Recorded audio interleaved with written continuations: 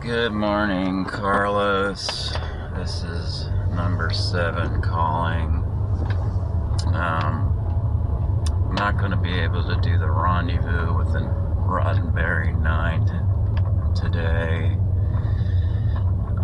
If you get this message, while I got you, I wanted to tell you about this dream I had last night. So I was playing pro football, but like I am now, at my age now, and I made a pro football team. You know, made the practice squad, and you could probably figure out which team I was playing for.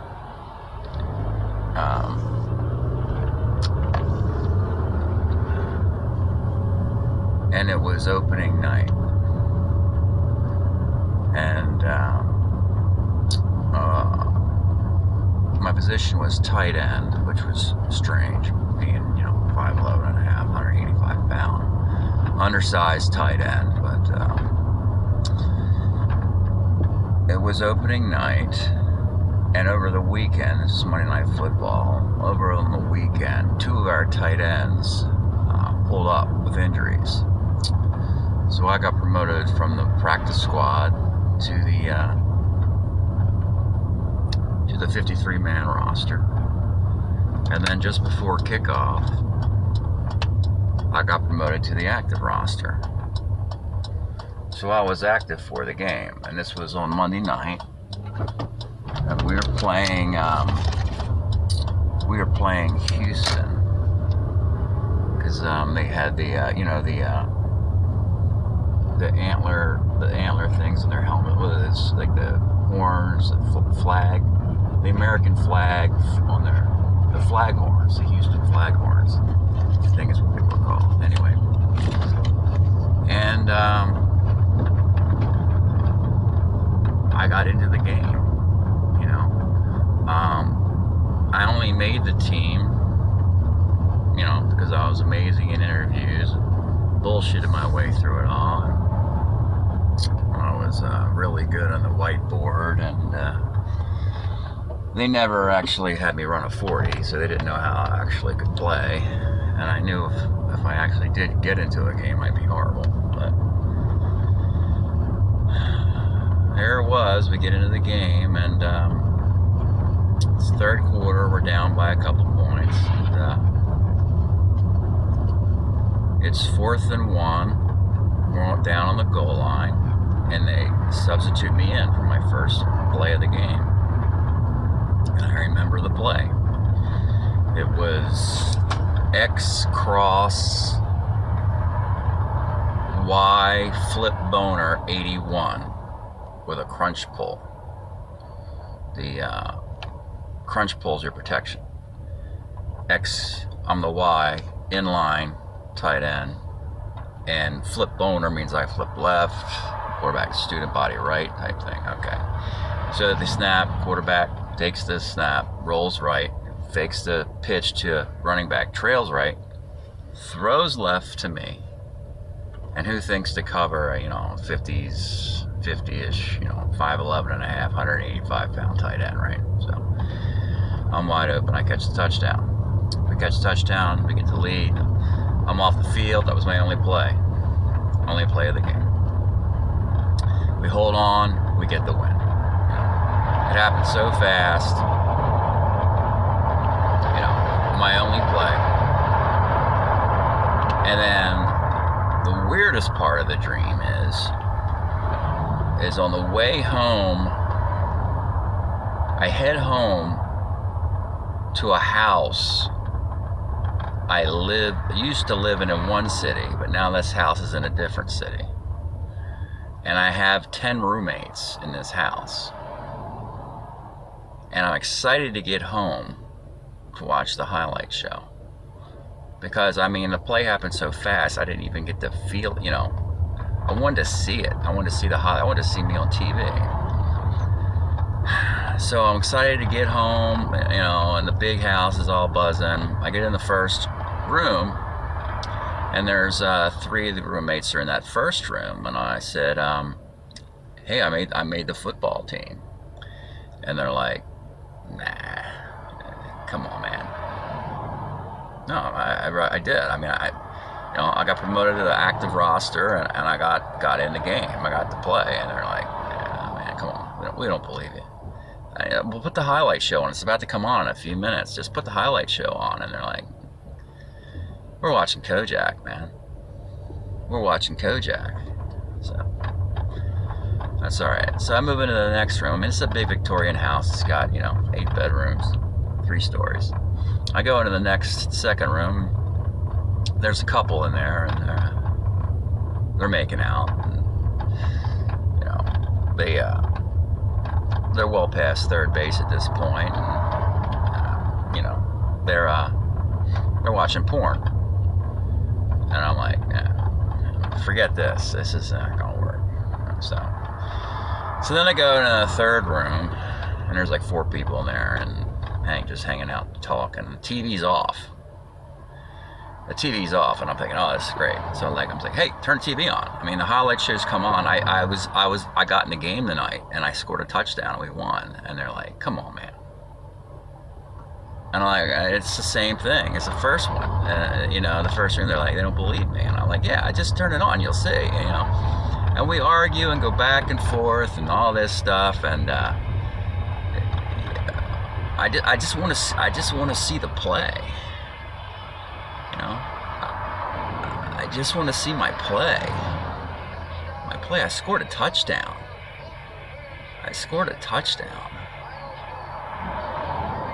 And they're like, no. And then eventually, I just grabbed the remote. We turned the TV set on. And by the time we get on the highlight show, it's almost over. And they've already moved on to another topic. They're talking about like place kickers, pregame rituals, stuff like that. I'm like, just forget it. Just forget it, And then they said, well, if you made the football team and you scored a touchdown, you'll probably play next week. And I said, you're probably right. And they said, well, we'll just tune in and watch you next week when it's live. And I said, yeah, because I mean, it's only real if you can see it on TV, right? Yeah, it's only real if you can see it on TV. And then they asked, so where is the game next week? And I said, next week we're on to Cincinnati. And then I woke up. Oh, Carlos, call me if you get this message. Thank you.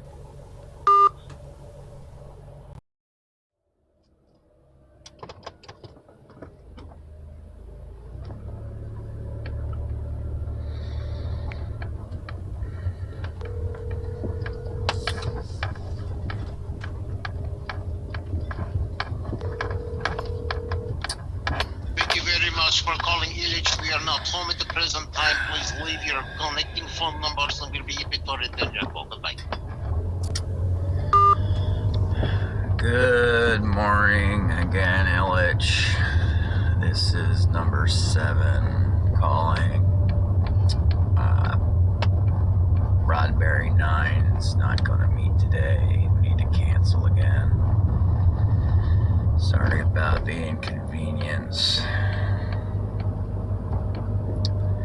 But I had this dream I wanted to tell you about. It's another reason why I got you on the phone. I was in the back seat of a car with my mom and pop, and it picked me up from the airport. We're all very old at this time, and they were driving me to their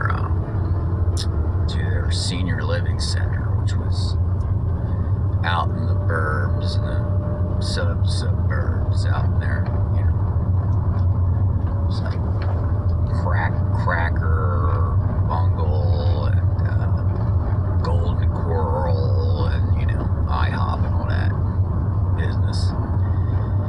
And we get to their little senior assisted palace there, and park the car. You know, Dad goes inside to their, you know, their apartment, smoke a cigar, and Mom takes me, walks me down the parking lot a little bit. She goes, I gotta show you our new beauty, she says. And she walks about 8 parking spots down from where we were. And she goes, here she is. Here's my new beauty. And it's a green 60s Plymouth Fury restored. You know? And I'm thinking, you know, it's a lot of car, Ma, for, you know, for a little lady who goes to the grocery store once a week, you know, I mean, it's a lot of horsepower and all, you're gonna be alright in that. And, you know, she's like, well, you know, Daddy, you know, want to get it for me, so, you know. And I'm thinking, no, well, that's cool, you know. And then we turn around and start walking to the apartment. And then about, you know, 8 or 10 cars down this aisle, she stops again. And she goes, you walk right past it. I'm going, what are you talking about, Mom? And she goes, take a look. It's the first car you ever drove. And it was a white Ford Galaxy 500 big block. Just like the one.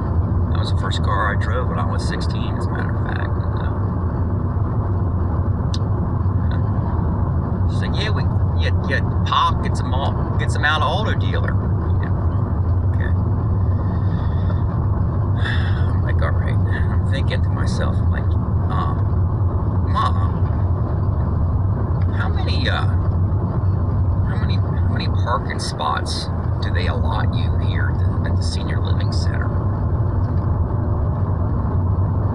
And she goes, well, we're supposed to just have 2 spots, but you know, there's so much parking here, and people are so nice that, you know, we park them where we can. And I'm thinking, you know, and that's when my eyes started to catch it. You know, I looked down at the Ford Galaxy, and I saw the vanity tag. It said, Bill 3. And that was my father's name, Bill. And I'm like, holy heck. And then my eyes started to, like, kind of glaze over and comb across the whole parking lot. And I could see, like, Bill 4's AMC Gremlin over there. And then there's a Bill 5. Is a Dodge Charger, and then there's Bill 6 is one of those little British sports cars from the 60s, like one of those little spy cars, you know. And then I'm like, holy heck. So I run back to the car they drove me in, which was a little Swedish piece of crap, a little Saab something or other, and that had Bill 9 on it. And I'm like, oh my God, I mean, I gotta do something about this. I mean, what the heck? I mean, they're gonna get them kicked out of this freaking place. And so I figured, well, how many freaking cars do they have here? So I said, oh, so I walked back to the first one, to the Plymouth Fury, right? Walked back to her new baby, and I looked at the license plate, and it said TB12. I'm like, TB12. I'm like, they got 12 freaking, at least 12 cars here, you know? And I'm like, holy heck. So, you know, by this time, you know, I'm looking at the expanse of the parking lot, and I'm like, Ma, I mean, you can't park them here. And she's like, sure you can. I mean, look at all the parking we have. And I'm looking at the parking lot, and it's a gigantic parking lot, you know, and there's empty aisles as far as you can see, and then there's a fence at the end of the aisles, and then a tree line. And at the fence line, I see all these cars parked there that they look like lowriders. And I'm thinking, Mom, you can't park your cars down there, man. Those are stolen cars. They're being hid here. But don't you get it? I mean, those are stolen cars down there. You know. And she starts getting really upset now, you know. And she runs in. She gets angry. She goes and runs inside to be with Pa, you know. And I'm like, okay, all right. So I'm going through the aisles again, and I see one car all sitting all by itself. And there used to be a game show back in the 70s, and they used to put 5 cars on stage, and if you got in the right car and it started it up, you know, it was yours. You take it home. That was the prize. And I knew this car was going to start. It was, I could tell. All right. It said Bill 7 on it, and it was like a Honda coupe thing. So got in it. Keys in ignition, fired right up, perfect. And I started to drive away, and the phone rings, and it was Ma calling from their apartment. And it goes, "Where are you going?" And I'm like, Mom, I'm going down to the DMV, Department of Motor Vehicles. I'm gonna get this all worked out. You can't have all these cars here.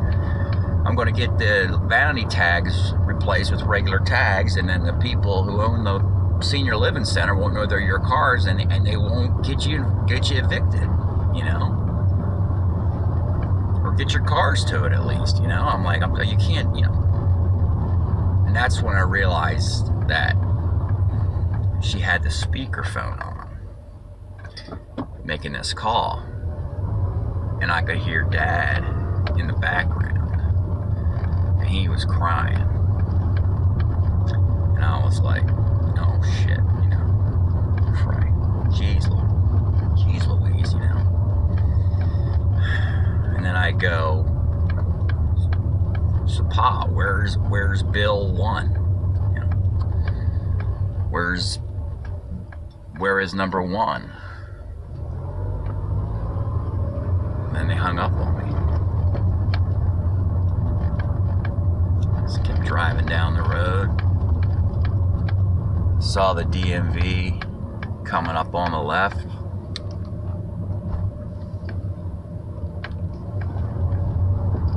Just kept going.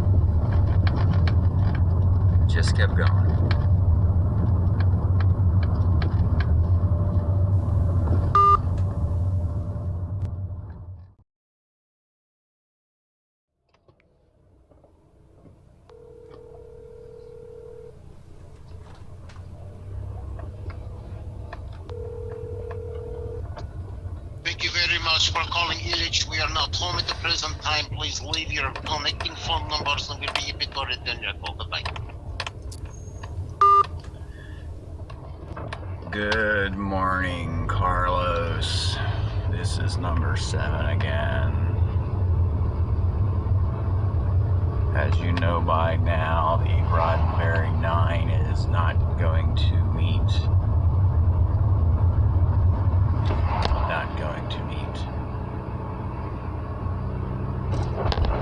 I had this nightmare, Carlos. I was somewhere off the Pacific coast. I was standing on the beach with Texas Red.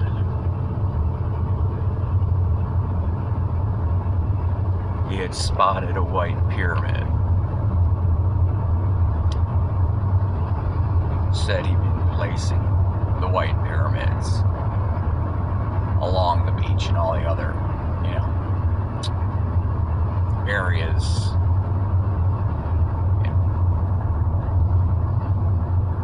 I inspected one of his white pyramids, and then I said I was going to be looking for gold. There was plenty of gold to be had right there on the beach. And he said to me, "There's no gold, number 7. There's no gold here." And I just laughed at him. I just laughed at him. So I looked into the surf, watched on the shore. Big nuggets. Big nuggets right there. Size of the palm of my hand. You know. And when I turned around to gloat and tell him he didn't know what he was talking about. He was misinformed. When I turned around and looked at him, we were no longer standing on the beach. The beach was no longer beneath us. I looked down, I was standing on the train tracks of the world. The train tracks of the world. And he approached me there, and he held out his hand. When I looked to the right, along the wall, that's where the pyramid meets the eye. Right, pyramid. He put out his hand.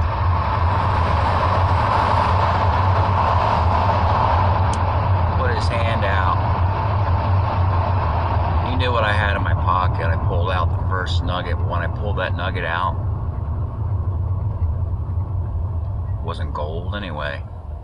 Just a worthless railroad rock. And I pulled out another and another. He just tossed them to the ground, threw them away because they were worthless. And then he turned around. He was gone. And when I turned around and I walked away, I almost placed my foot square into the center of a giant squid that washed up on the beach. Could have been a jellyfish, but it was a giant squid. And then I woke up.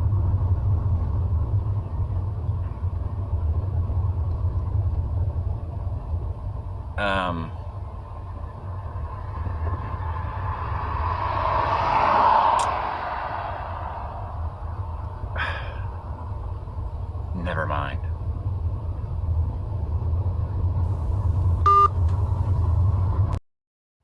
Texas Red. My goodness. Wait a minute. I find evidence of a previous visit everywhere. The triangular rock. Triangular one. It's more than a triangle. It's a pyramid. Yeah, it's a white pyramid, even though it's Ooh. It's a white pyramid. A white pyramid. Yes. Ooh. I put them everywhere. I make connections for the brain. Wow.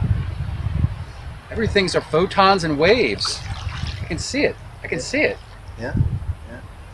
I'm going to look for gold in the stream. Hold on to this. There's no gold here. I don't think Number so. 7. I think there's gold in the stream. I'm going to go find it. Play with your triangle. Oh, sure.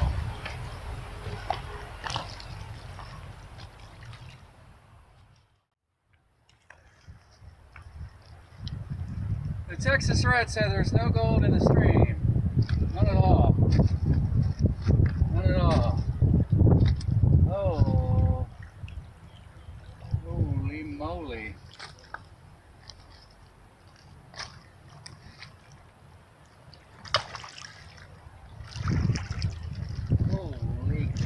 baby.